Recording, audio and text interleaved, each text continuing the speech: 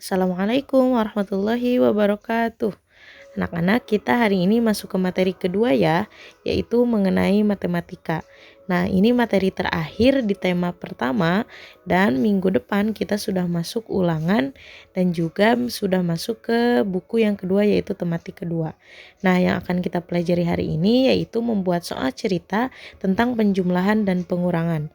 Kalau sebelumnya di subtema 3 kita sudah belajar tentang soal cerita. Nah, bagaimana nih kalau sekarang kita belajar ada angka yang harus kita masukkan ke dalam soal cerita. Nah, yang harus diperhatikan jika ingin membuat soal cerita ada 2 poin ya.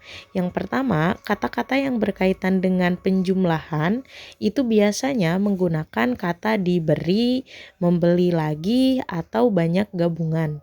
Kemudian untuk kata-kata yang berkaitan dengan operasi pengurangan itu biasanya menggunakan kata-kata diberikan kepada, sisa, selisih, ataupun terjual.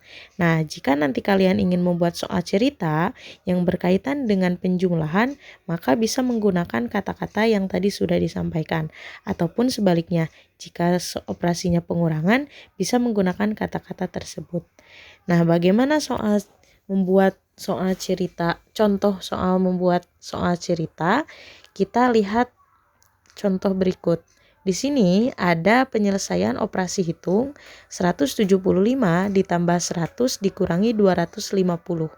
Bagaimana jika ingin membuat sebuah soal cerita dari operasi penyelesaian di atas? Maka kalian bisa menggunakan kalimat berikut. Di toko buku ada persediaan 175 buku tulis. Penjual membeli lagi persediaan sebanyak 100 buku. Nah, kata membeli lagi itu masuk ke dalam operasi hitung penjumlahan.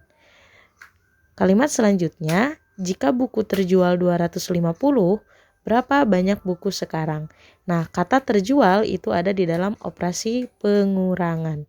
Itu disebut sebagai soal cerita, suatu penyelesaian, operasi hitung penjumlahan, dan juga pengurangan. Nah, sekarang kalian coba ya membuat soal cerita buatan kalian sendiri. Ada 2 soal di sini, silahkan dikerjakan di dalam buku tugas kalian. Dan selamat mengerjakan, tetap jaga kesehatan ya. Wassalamualaikum warahmatullahi wabarakatuh.